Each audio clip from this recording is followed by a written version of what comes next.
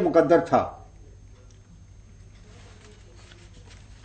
کہ بہادر شاہ ظفر کے زمانے میں مسلمان اور خود مغلیہ حکومت بد کردار ہو چکی تھی. اب اندازہ لگائیں کہ جہاد اگر کہا جاتا ہے کہ جنگ آزادی تھی اور جہاد آزادی تھا تو امیر المومنین کون تھا اس وقت سوائے ہندوؤں کے؟ یہ بھی تو سوچنا چاہیے. اور اگر مسلمانوں کے لیے جہاد تھا تو وہ بتائیں کس کی قیادت میں لڑا جا رہا تھا. اور مسلمانوں کی حالت یہ لکھتے ہیں کہ دراصل بات یہ ہے کہ اب یہ صورت پیدا ہو گئی ہے کہ بہادر شاہ کا زمانہ ایسا آ گیا ہے کہ جس زمانے میں بادشاہ بھی برس کردار ہے اور رعایا بھی اسلام کے خلاف چل نکلی ہے. آگے یہ بیان کرنے کے بعد یہ حالت بتا رہے ہیں کہ یہ 1887 کی کتاب ہے جماعت احمدیہ کے قیام سے 2 سال پہلے کہ اس وقت جو انگریز آ گئے ایسٹ انڈیا کمپنی،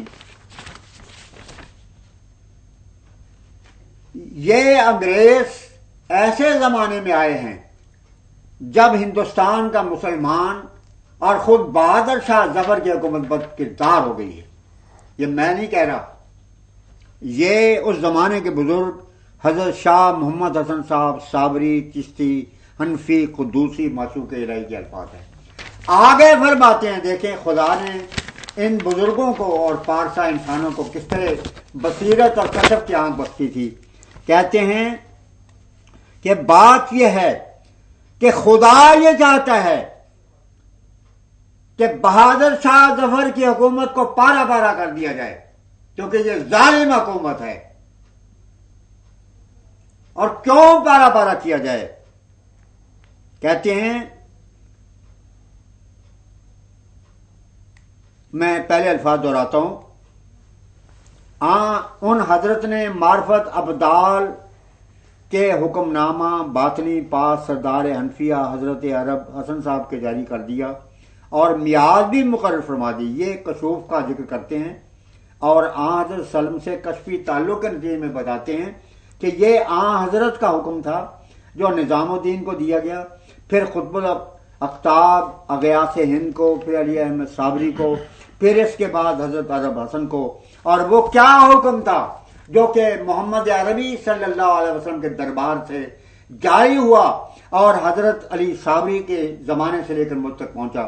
فرماتے ہیں کہ یہ حکم تھا جو محمد صلی اللہ علیہ وسلم تک پہنچا ہے کہ بادشاہت ماتحت فرنگ بھی معقوف کر کے قوم فرنگ مستقل حکمران کر دی جائے. یہ رسول اللہ کا حکم اولیاء کو ملا، ہندوستان کے اولیاء کو، کہ یہ بد کردار حکومت ہے، اس کو انگریزوں کے ماتحت بھی نہ رکھا جائے بلکہ اس کو صفحہ ہستی سے مٹا دیا جائے. کیوں مٹایا جائے؟ اس لیے کہ زمانہ امام مہدی علیہ السلام کا قریب ہے. اب زمانہ آ گیا ہے کہ امام مہدی کا ظہور ہو. اور آگے لکھتے ہیں کہ کفر ترقی پکڑے تو کچھ مذائقہ نہیں، لیکن خلق اللہ ظلم سے محفوظ رہے اور فسق و فجور کی سزا اقطاب اور اغیاس عرب و عجم دیا کریں گے.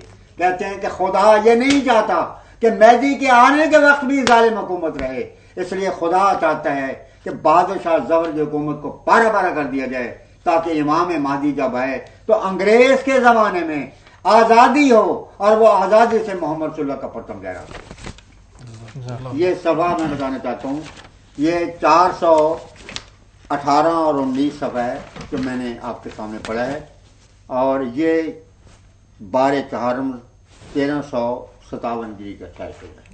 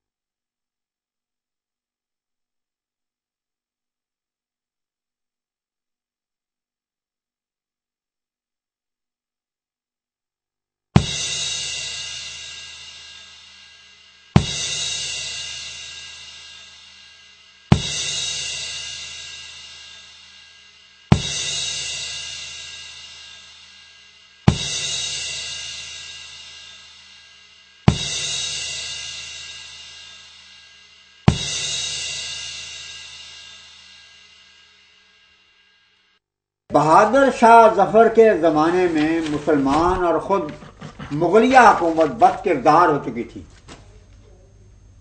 اس وقت جو انگریز آ گئے ایسٹ انڈیا کمپنی، یہ انگریز ایسے زمانے میں آئے ہیں جب ہندوستان کا مسلمان اور خود بہادر شاہ ظفر کی حکومت بد کردار ہو گئی ہے.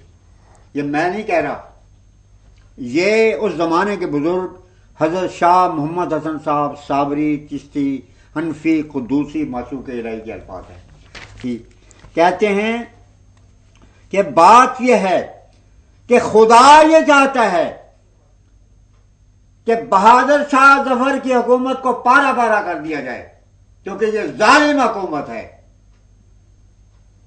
کہ یہ حضرت کا حکم تھا جو نظام الدین کو دیا گیا، پھر قطب الاقطاب اغیاث ہند کو، پھر علی احمد صابری کو، پھر اس کے بعد حضرت عرب حسن کو. اور وہ کیا حکم تھا جو کہ محمد عربی صلی اللہ علیہ وسلم کے دربار سے جاری ہوا اور حضرت علی صابری کے زمانے سے لے کر مجھ تک پہنچا. فرماتے ہیں کہ یہ حکم تھا جو محمد صلی اللہ علیہ وسلم تک پہنچا ہے کہ بادشاہت ماتحت فرنگ بھی معقوف کر کے قوم فرنگ مستقل حکمران کر دی جائے. یہ رسول اللہ کا حکم اولیاء کو ملا، ہندوستان کے اولیاء کو، کہ یہ بد کردار حکومت ہے،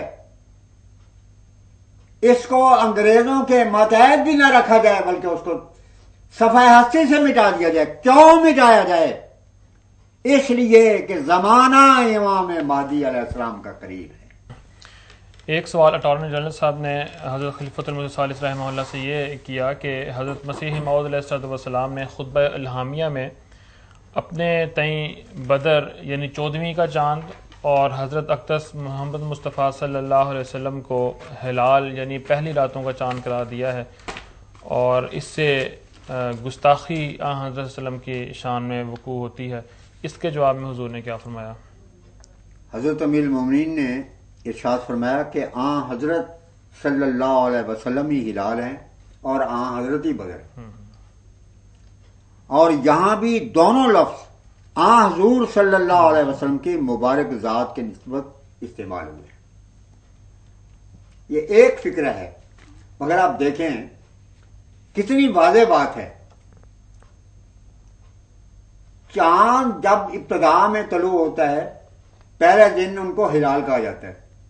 جب 14ویں رات کی شکل اختیار کر دیا جاتا ہے تو وہی چاند بدر کے نام سے موسوم ہوتا ہے. تو اصل تو وہ ایک ہی چاند ہے. تو حضور نے یہی جواب دیا کہ ہلال بھی محمد صلی اللہ تھے اور بدر بھی آپ تھے. صرف یہ بتایا گیا تھا کہ آخری زمانے میں جب آپ کا غلام آئے گا تو تمام اکناف عالم پر اسلام کا جھنڈا لہرائے گا. اس کی وجہ یہ تھی کہ حضور کے زمانے میں تو دنیا کی اکثر آبادی کو پتہ ہی نہیں تھا، امریکہ دریافت نہیں ہوتا، آسٹریلیا کے متعلق پتہ نہیں تھا. مسلمان انڈونیشیا تک ایک طرف گئے، دوسری طرف فرانس تک پہنچے، لیکن ساری دنیا ایک ولیج کے حیثیت اختیار کر جائے یہ مسیح موعود کے زمانے میں مقدر تھا، جیسے چشمہ معرفت میں حضور نے فرمایا ہے. تو حضرت صلی اللہ علیہ وسلم کی شان بدر کی حیثیت سے آخری زمانے میں ظاہر ہوئی. یہ اصل حقیقت ہے جو مسیح موعود نے بیان فرمائی.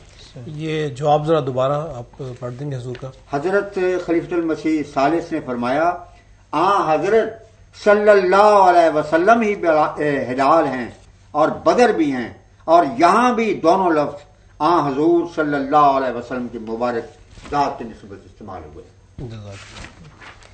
ایک بات انہوں نے یہ کہا کہ آئینہ کمالات اسلام صفحہ 548 میں یہ لکھا ہوا ہے کہ کل مسلم یصدق دعوتی، تو اس عبارت میں دعوتی سے کیا مراد ہے؟ اس سے حضور نے اس کے جواب میں بس 2 لفظ کہے اور سمندر کو کوزے میں بند کر دیا. فرمایا دعوت اسلام. دیکھتی نام ہی آئینہ کمالات اسلام ہے، اس میں فرماتے ہیں کہ میں نے اسلام کی دعوت براہین کے ذریعے سے دی، اسلام